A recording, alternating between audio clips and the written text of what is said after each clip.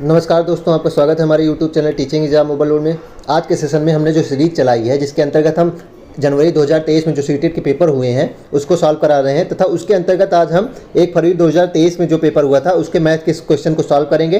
तो सेशन शुरू करने से पहले एक रिक्वेस्ट है कि हमारे चैनल को लाइक करें, सब्सक्राइब करें तथा बेल आइकन को भी प्रेस करें।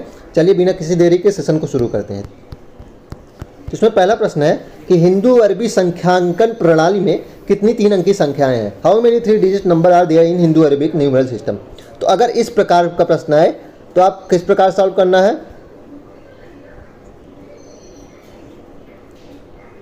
तो आपको करना क्या है, पहले ऊपरी सीमा, एक मिनट बस थोड़ा सा और इसको बढ़ा लिया जाए, ऊपरी सीमा माइनस निचली सीमा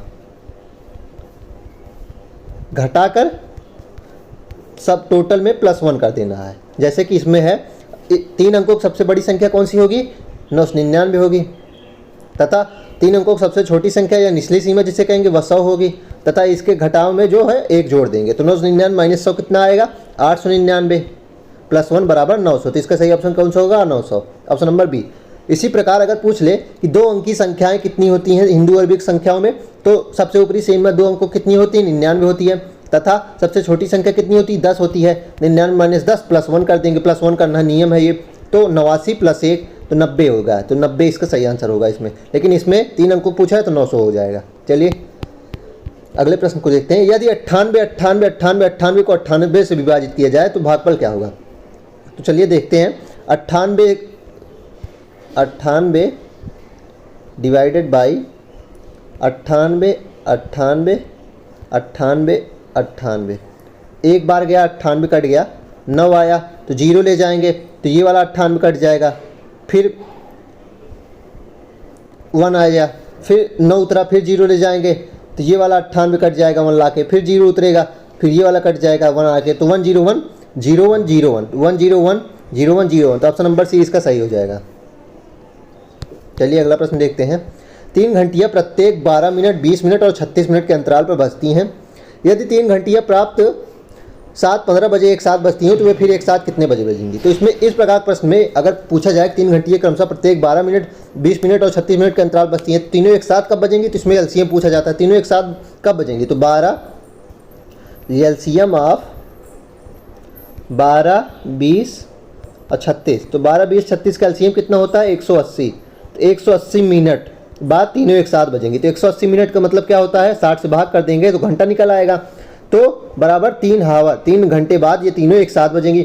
7:15 बज गई थी तो 3 घंटे बाद कितना हो जाएगा, 10:15 हो जाएगा। तो ऑप्शन नंबर 20 का सही आंसर होगा। अगला प्रश्न है कि भागफल ज्ञात नहीं किया जा सकता जब किसी संख्या को निम्न से विभाजित किया जाए। 1 से विभाजित किया जाएगा तो आएगा भागफल, खुद से विभाजित करेगा तो 1 आएगा भागफल, -1 से भी विभाजित किया जा सकता है लेकिन 0 से नहीं किया जा सकता।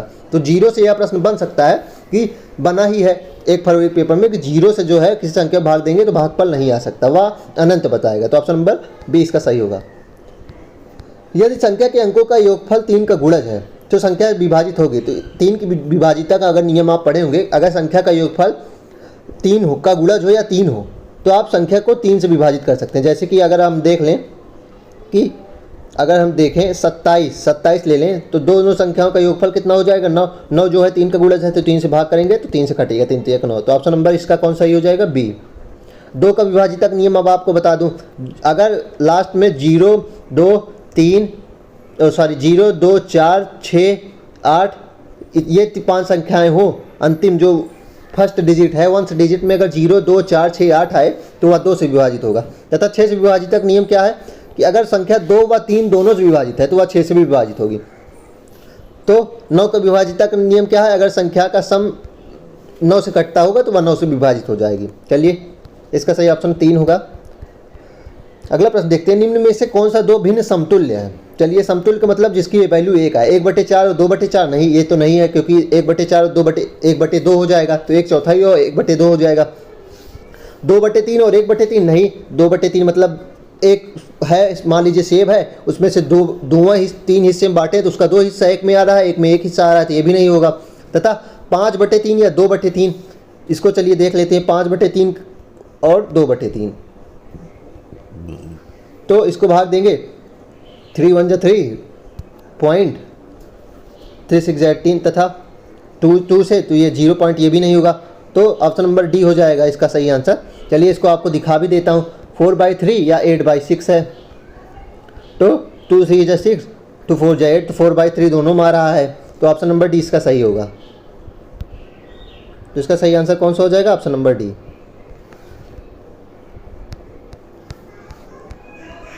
अगला प्रश्न देखते हैं कि निम्नलिखित में से किसकी लागत अधिक है?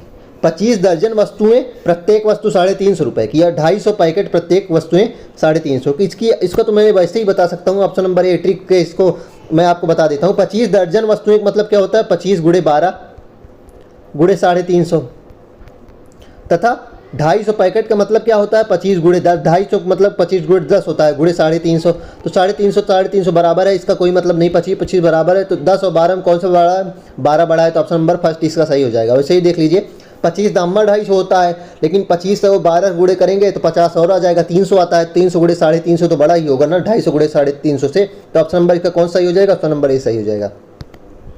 चलिए अगले प्रश्न को देखते हैं। एक रेलगाड़ी भोपाल से 28 अगस्त 2021 को 16:35 बजे चलकर एर्नाकुलम जंक्शन 30 अगस्त 2021 को 7:30 बजे पहुंचती है। भोपाल से एर्नाकुलम की यात्रा का कुल समय कितना है? चलिए इसको देखते हैं, तो इसको सॉल्व करते हैं। 28 अगस्त 16:35 से 29 अगस्त 16:35 कितना हो जाएगा? 24 घंटा हो जाएगा। 28 अगस्त 16:35 पर चली है तथा 29 अगस्त को 16:35 पर जब पहुंचेगी तो कितना हो जाएगा? 24 घंटा हो जाएगा। तथा 16:35 से हमें 29 अगस्त को 16:35 हो गया, तथा 30 तारीख को जो 00 बचता है, मतलब जो 12 बचता है, उसमें कितना समय हो जाएगा? 16:35 में 24 को घटा देंगे, मतलब 16:35 है, तो 16:35 प्लस 24 00 में 16:35 घटा देते हैं, तो इसको 0 से यहाँ तो घट नहीं सकता, तो लेकिन इसको हमको पता है 2360 भी लिख सकते हैं, माइनस 16:35, तो इसका कितना आंसर आएगा? 10 में से 5 गए 5, और 5 में से 3 गए 2, 25, और 12 में से 6 गए 6, नहीं सॉरी 13 में से 6 गए 7, तो 7 घंटा 25 मिनट इसका हो गया।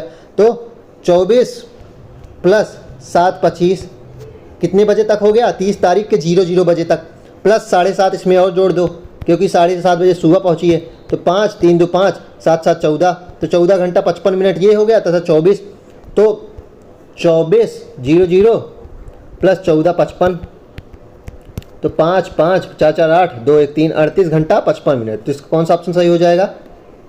ऑप्शन नंबर डी सही हो जाएगा। चलिए इसको मैं एक बार फिर से बता देता हूँ साफ में थोड़ा सा। 28 अगस्त को 16 कितने बजे चली है? 16:35 पे चली है 28 अगस्त को, 16:35 पे। 29 अगस्त को जब 16:35 पहुँचेगी कितना मिनट हो जाएगा? 24 आवर हो चुका होगा। अब 16:35 बजे ये पहुँची है, अब हमें कितना और चाहिए? हमें 30 तारीख को मान लीजिए पहले 0 पे लाना है, मतलब 30 तारीख के जो रात 12 बजेगा, 29 तारीख के रात 12 जो बजेगा तो 30 बज जाएगा, तो हमें 12 तक लाना है, तो कितना हमें कैसे घटाना होगा कि तब 24 बज जाता है, तो 24 बजे जो टाइम हो जाता है उसमें से हम क्या घटा देंगे? 16:35 घटा देंगे। 16:35 घटाएंगे तो हमारे पास कितना आएगा? 24, जिसे हमने 2360 लिख दिया था बाद में, 2360 16:35 5 5 में से 3 गए 2, प्लस 7 घंटे 25 मिनट और लगा था, तो 7 घंटे 25 मिनट 24 प्लस 7 घंटे 25 मिनट, इतना टाइम लग चुका था, मतलब 7 4 11 31 मिनट 25 मिनट लग चुका था जब 30 तारीख के 12 बज गए थे। तथा उसके बाद हमें कितना और टाइम लगा है? उसके बाद हमें लगा है कितना टाइम? 7:30 तक और गने, 31 25 लग चुका था, लेकिन 7:30 बजे हम वहाँ पहुँचे थे, तो और 7.5 घंटा 12 बजे के बाद 7:30 बजे 5 3 2 5 प्लस 38 50, तो 38 55, तो ऑप्शन नंबर डी इसका सही हो जाएगा। चलिए अगला प्रश्न देखते हैं। एक स्टील की तार एक वर्ग बनाती है जिसका क्षेत्रफल 484 सेंटीमीटर स्क्वायर होता है, तो वर्ग का क्षेत्रफल दिया गया है 484 सेंटीमीटर स्क्वायर, तो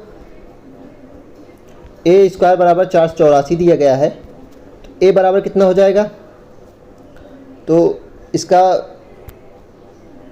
चलिए इसका हम वो निकालते हैं वर्गमूल 484 का।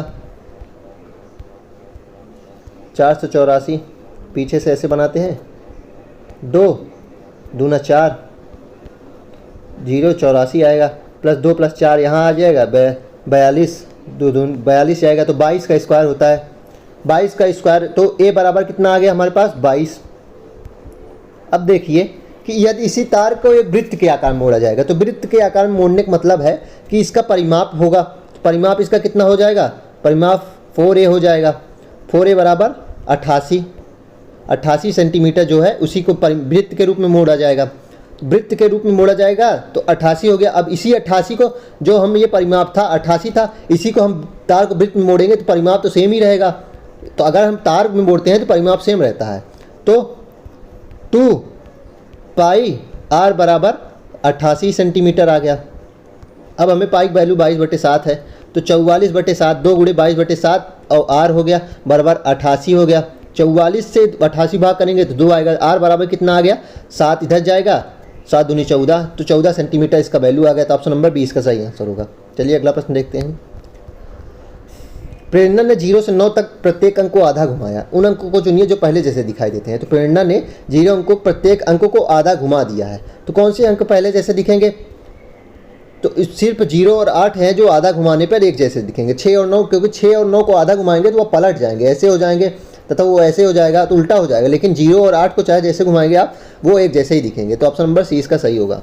आधा का मतलब क्या होता है, इसको भी आपको बता देता हूँ। आधा का मतलब होता है 180 डिग्री, क्योंकि पूरा जो होता है 360 डिग्री होता है। आधा मतलब 180 डिग्री, मतलब यहाँ था तो यहाँ उठा के ला दीजिए तो वो आधा हो गया।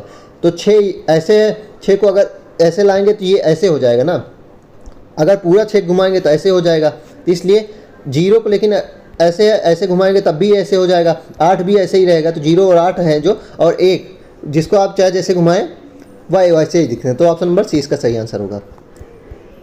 5 और 1/3 समकोणों में डिग्रियों की संख्या दी। ये क्वेश्चन हर शिफ्ट में आता है कि 5 और, अब इसमें देखिए क्या है प्रश्न,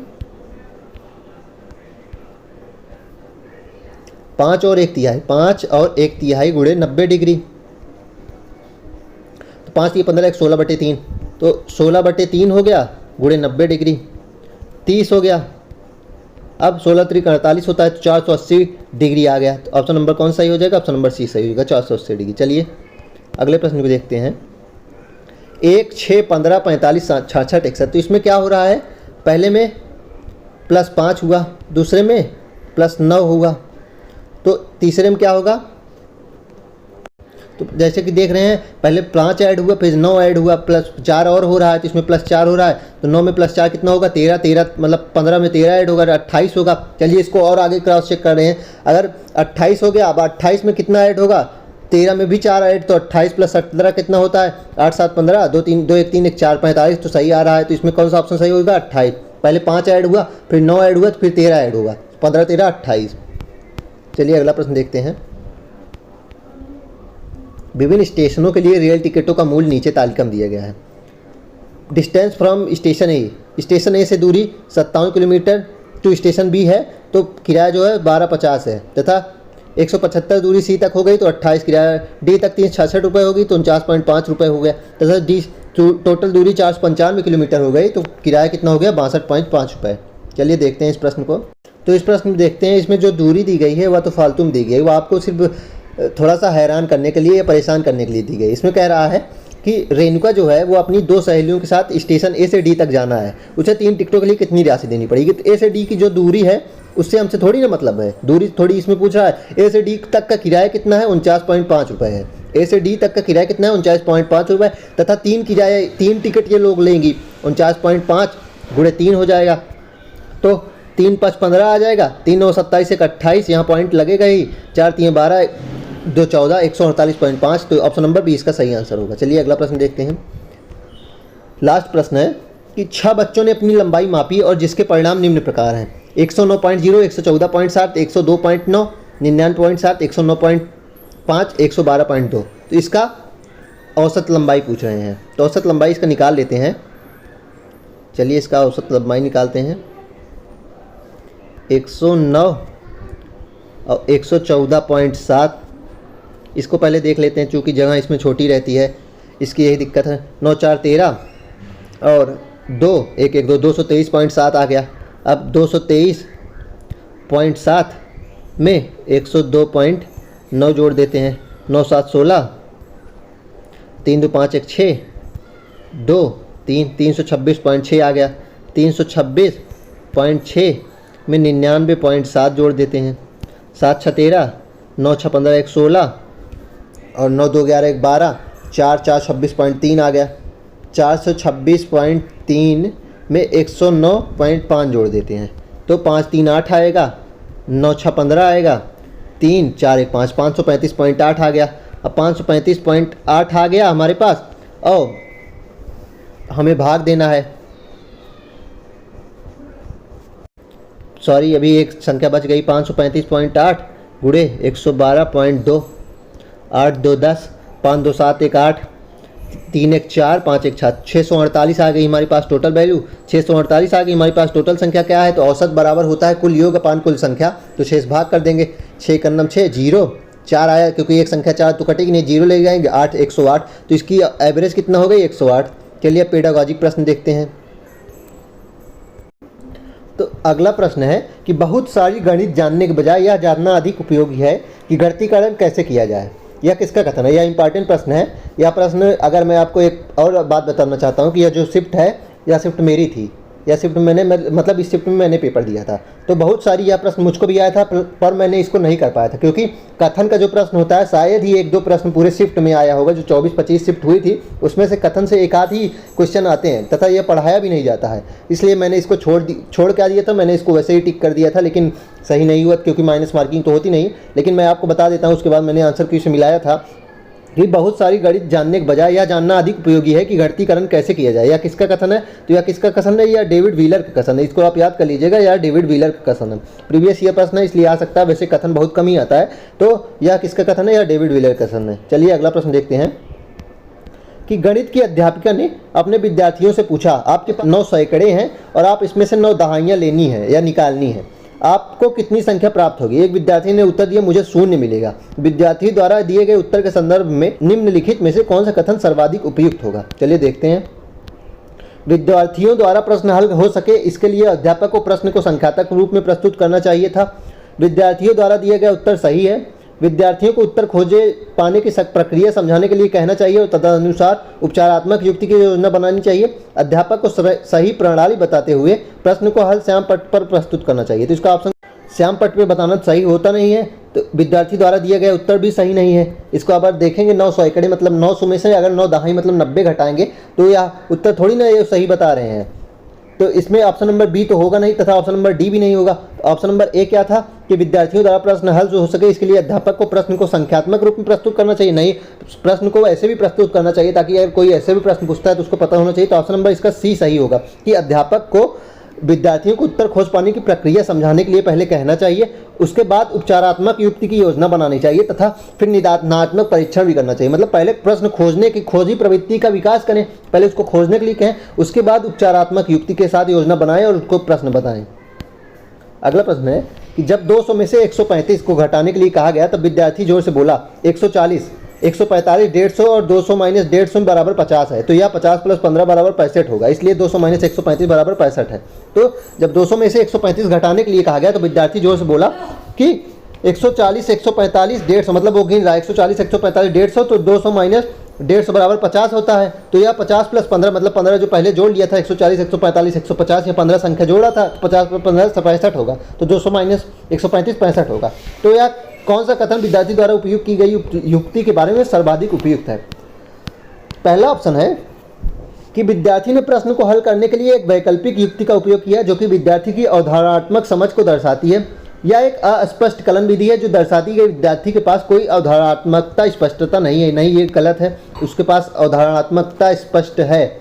विद्यार्थी दुविधा में है और इसके लिए योग की अवधारणा का उपयोग करके व्याकलन की समस्या का उपयोग किया है, ये भी नहीं सही है।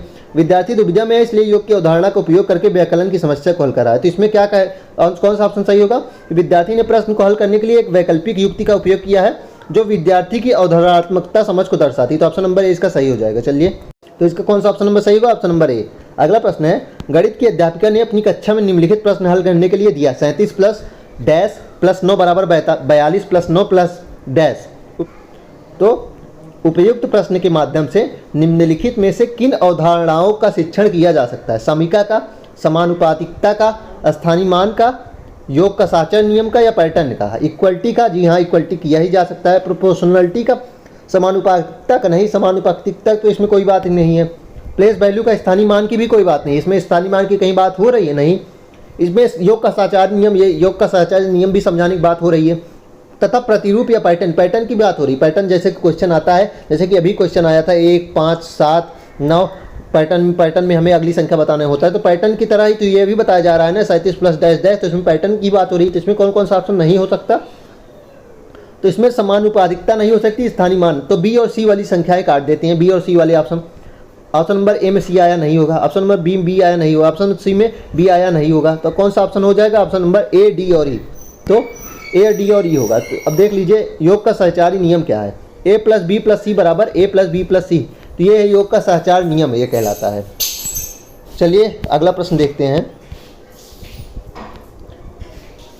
हरजोत को लगता है कि वर्ग एक समचतुर्भुज और एक आयत दोनों ही है, वह वैन हीले के ज्यामितीय चिंतन के किस स्तर पे है? तो हरजोत को लगता है कि वर्ग एक समचतुर्भुज और एक आयत दोनों है, मतलब उसके गुणों के आधार पर वह भेद कर पा रहा है। तो लेवल 0 जो होता है वह चित्रों के आधार पर समझ पाता है कि ये गोल है तो ये रोटी गोल होती है, समोसा त्रिकोण होता है, तो लेवल 0 तो नहीं हुआ। लेवल 1 जो होता है उसमें वह अंतर कर पाता है, तथा लेवल 2 जो है उसमें वह रिलेशनशिप किन्हीं दो चित्र आदि ज्यामितीय चिंतन में रिश्ता बना पाता है, रिलेशनशिप बना पाता है। तो ऑप्शन नंबर सी इसका सही होगा। चलिए अगला प्रश्न देखते हैं। निपुण भारत मिशन के अनुसार बुनियादी संख्या ज्ञान का मुख्य लक्ष्य क्या है? गणितीय चिंतन का विकास करना, संख्याओं का पढ़ना और लिखना, आकृतियों का आरेखन या दैनिक जीवन मापन। तो इसमें कौन सा ऑप्शन सही है? गणितीय चिंतन का विकास करना, तो ऑप्शन ए सही है। निपुण भारत जैसे कि मैंने आपको पढ़ाया है, मेरी निपुण भारत जो है वह उसको मैंने अपने चैनल पढ़ा है, तथा इसको मैं डिस्क्रिप्शन बॉक्स में इसकी लिंक भी दे दूंगा, निपुण भारत मिशन की। तो इसमें कौन सा ऑप्शन सही होगा? Option number A. अगला प्रश्न देखते हैं। एक शिक्षक कहता है कि गणित ठीक से देखा जाए तो न केवल सत्य बल्कि सर्वोच्च सरसता रखता है। निम्नलिखित में से गणित पढ़ाने के लिए लक्ष्य की ओर शिक्षण संकेत कर रहा है? व्यावहारिक लक्ष्य, सौंदर्य परक लक्ष्य, ज्ञान मीमांसात्मक लक्ष्य या प्रयोगात्मक लक्ष्य? तो इसमें कौन सा कह रहा है? सौंदर्य परक लक्ष्य की बात कर रहा है। ऑप्शन नंबर बी सही होगा। एक शिक्षक कहता है कि, देख लेते हैं इसको, एक शिक्षक कहता है गणित ठीक से देखा जाए तो न केवल सत्य बल्कि सर्वोच्च सरसता रखता है। तो ये सरसता जो शब्द आ गया है, इस कथन के आधार पर शिक्षक गणित के पढ़ाने के सौंदर्य परक लक्ष्य की ओर संकेत करता है। सरसता क्या है? सुंदरता आदि दिखाती है, तो सरसता जो है सौंदर्य परक लक्ष्य की ओर बात कर रहा है। निम्नलिखित में से कौन सा प्राथमिक कक्षा की गणित पाठ्य पुस्तक में सम्मिलित किए जाने के लिए सर्वाधिक उपयुक्त है? तो निम्नलिखित में से कौन सा प्राथमिक कक्षा की गणित में पाठ्य पुस्तक में सम्मिलित किए जाने के लिए सर्वाधिक उपयुक्त है? निश्चित समय सीमा में प्रत्येक विषय पाठ को पूरा करना, प्रत्येक पाठ के अंत में दिए गए प्रदत्त कार्य या वर्कशीट का उपयोग कक्षा टेस्ट के रूप में किया जाए, विभिन्न अवधारणाओं को प्रस्तुत करने के लिए किस्से, पहेलियों और चित्र का यूज। इसमें कौन सा सर्वाधिक उपयुक्त है? कि विभिन्न अवधारणाओं, पजल्स, पिक्चर आदि का, किस्से, कहानी, पहेलियाँ और चित्र आदि को प्रस्तुत करना। तो ऑप्शन नंबर सी इसमें सही हो जाएगा। अगला प्रश्न है कि एक प्राथमिक कक्षा का विद्यार्थी योग पर समस्या को निम्नलिखित रूप से हल करता है। 4 + 6 + 14 बराबर 4 + 6 + 14, 6 + 4 बराबर 14, या 10 + 14 बराबर 14 + 10 बराबर 24। निम्नलिखित में से योग के किन किन गुणधर्मों का उपयोग विद्यार्थी ने समस्या के हल करने में किया है? तो क्रम विनिमय गुणधर्म का किया है, जी बिल्कुल हाँ। बंटन गुणधर्म का किया है, एसोसिएटिव गुणधर्म का किया है, या इन्वर्स गुणधर्म का किया है? तो ऑप्शन, तो इसमें कौन कौन से ऑप्शन हम काट सकते हैं? तो इसमें डिस्ट्रीब्यूटिव प्रॉपर्टी की बात नहीं हुई है, ना ही योग प्रतिलोम इन्वर्स की तो बात ही नहीं हुई है। तो ऑप्शन नंबर डी और ऑप्शन नंबर बी नहीं है। तो बी वाले काट, तो पहले बी वाले इसमें कट गया और डी इसमें कट गया, ओनली ये नहीं सी भी होता है। तो ऑप्शन ए और सी दोनों हो गए, तो ऑप्शन नंबर डी इसका सही होगा जी। अब देख लेते हैं कम्युलेटिव प्रॉपर्टी क्या होता है। तो कम्युलेटिव प्रॉपर्टी होता है ए प्लस बी बराबर बी प्लस ए, मतलब 5 + 3 बराबर 3 + 5। तथा जो साहचर्य गुण होता है वह होता है कि 6 + 4 बराबर 14, 6 + 4 + 14 बराबर, मतलब किसी दो में ब्रैकेट लगा के किसी तीसरे को हल करना। तो चलिए अगला प्रश्न देखते हैं कि गणितीय चिंतन का विकास डैश डैश के जरिए किया जा सकता है। बच्चों के साथ गणितीय खेल खेलने में, दिए गए सूत्रों के आधार प्रश्न हल करने में, श्यामपट्ट पर पहाड़े लिखने में। तो गणितीय चिंतन का विकास कैसे किया जा सकता है? बच्चों के साथ गणितीय खेल खेलने में। तो ऑप्शन नंबर ए इसका सही होगा। अगला प्रश्न है कि दो कथन दिए गए हैं, एक अभिकथन ए है और दूसरा कथन कारण आर है। कथन है कि कई विद्यार्थी गणित में भय और असफलता के बोध का अनुभव करते हैं। कारण है कि जेंडर भिन्नताएं गणित में भय के लिए उत्तरदायी हैं। तो इसमें कथन तो सही है, लेकिन जो रीजन है वह गलत है। तो आप both A and R R correct नहीं, both and A R R incorrect. A is correct but R is not correct reason of A. तो इसमें कौन सा ऑप्शन सही होगा? A is correct but R is not correct. तो A correct है लेकिन आर नहीं करेक्ट, तो ऑप्शन नंबर सी इसका सही हो जाएगा, क्योंकि ऐसा नहीं है कि गणित में भय के लिए जेंडर भूमिकाएं ही उत्तरदायी हैं। अगला प्रश्न है कि एक प्राथमिक कक्षा का विद्यार्थी व्यवकलन पर एक समस्या निम्नलिखित रूप से हल करता है। 301 - 30 बराबर 301 - 30, मतलब ऐसे लिख दिया, मतलब इसको स्थानीय मान का कोई ज्ञान नहीं है। 30 यहाँ लिख दिया, जबकि यहाँ से 0 और 3 यहाँ शुरू करना था। चलिए देखते हैं उसमें किस प्रकार की त्रुटि के लिए निम्नलिखित में से कौन से कारण सर्वाधिक उपयुक्त है। विद्यार्थी कक्षा में लापरवाह है और ध्यान नहीं दे रहा, नहीं, ये गलत है। विद्यार्थी ने शून्य के योग की अवधारणा का व्यवकलन में अति सामान्यीकरण कर दिया है। विद्यार्थी योग करना नहीं जानता अर्थात व्यवकलन करने में असमर्थ है। विद्यार्थी ने पर्याप्त प्रश्नों का अभ्यास नहीं किया, नहीं, ये भी नहीं होगा। विद्यार्थी योग करना नहीं जानता, नहीं, योग करना वो जानता है। विद्यार्थी ने शून्य की अवधारणा का व्यवकलन में अति सामान्यीकरण, तो विद्यार्थी ने जो शून्य के योग की अवधारणा होती है उसका व्यवकलन में अति सामान्यीकरण कर दिया है, तो ऑप्शन नंबर बी सही होगा। जैसे कि इस प्रकार की त्रुटि में सर्वाधिक उपयुक्त कारण है कि विद्यार्थी ने शून्य की योग की अवधारणा का व्यवकलन में अति सामान्यीकरण कर दिया। दिए गए व्यवकलन घटाने की सही प्रक्रिया इस प्रकार होगी। चलिए अगले प्रश्न को देखते हैं। गणितीय समस्या जो कि खुले सिरे वाली होती हैं वह विकसित करती हैं। तो जो खुले मतलब ओपन इंडेड जो क्वेश्चन होते हैं जिसके कई आंसर हो सकते हैं, वह क्या करती हैं? वह क्रिएटिव थिंकिंग को बढ़ाती है, वह अपसारी चिंतन को भी बढ़ाती है। तो ऑप्शन नंबर बी और सी तो होगा ही, देखते हैं। तो ऑप्शन नंबर ए इसका सही होगा, बी और सी, ऑप्शन नंबर ए, बी और सी सही होगा। अगला प्रश्न है, एनसीएफ 2005 के अनुसार स्कूली गणित उन परिस्थितियों में होना चाहिए जहां बच्चे गणित में आनंद लेना सीखें। यह सिद्धांत किस आधार वाक्य पर आधारित है? बच्चे को पाठ्यपुस्तक की समस्याओं को हल करने में आनंद आना चाहिए, बच्चों को गणितीय पहेली को हल करने में आनंद आना चाहिए, गणित का जीवन भर उपयोग और आनंद दोनों के लिए किया जा सकता है, गणित में आकलन आनंदमय हो सकता है। तो ऑप्शन नंबर सी सही होगा कि गणित का जीवन भर उपयोग और आनंद दोनों लिया जा सकता है, ऑप्शन नंबर सी सही होगा। लास्ट प्रश्न है, गणित के शिक्षक के शिक्षा शास्त्रीय विषय वस्तु ज्ञान में सम्मिलित है। गणित के शिक्षक के शिक्षा शास्त्रीय विषय वस्तु में सम्मिलित क्या है? शिक्षण के लिए क्रियाकलापों पर आधारित विधियों का उपयोग, विभिन्न प्रकार की परीक्षाओं और आकलन युक्तियों का उपयोग करना, भिन्न भिन्न गणित की पुस्तकों का नाम पता होना, विषय विशिष्ट जानकारी होना। तो इसमें कौन सा, इसके कई ऑप्शन हैं? जी हाँ, इसके कई ऑप्शन हैं, चलिए देखते हैं। गणित के शिक्षक के शिक्षा शास्त्रीय विषय वस्तु ज्ञान में सम्मिलित होना चाहिए, शिक्षण के लिए क्रियाकलापों पर आधारित विधियों का उपयोग होना, ये होना चाहिए, ए होना चाहिए, विभिन्न प्रकार की परीक्षाओं और आकलन युक्तियों का उपयोग करना, ऑप्शन बी भी होना चाहिए, भिन्न भिन्न गणित की पुस्तकों का नाम पता होना, ये नहीं होना चाहिए, विषय विशिष्ट जानकारी होना, ए, बी और डी इसमें सही होगा। तो देखते हैं, तो ऑप्शन नंबर डी इसमें सही होगा, ए, बी, डी, और उसे विभिन्न बुकों के नाम नहीं पता होना चाहिए। चलिए इस सेशन में इतना ही है। इसमें हमने 30 क्वेश्चन सॉल्व किए, जिसमें 15 न्यूमेरिकल थे तथा 15 पेडागोजी थे। अब हम अगले सेशन में किसी नए टॉपिक के साथ मिलेंगे, तब तक हमारे चैनल को लाइक करें, सब्सक्राइब करें। धन्यवाद।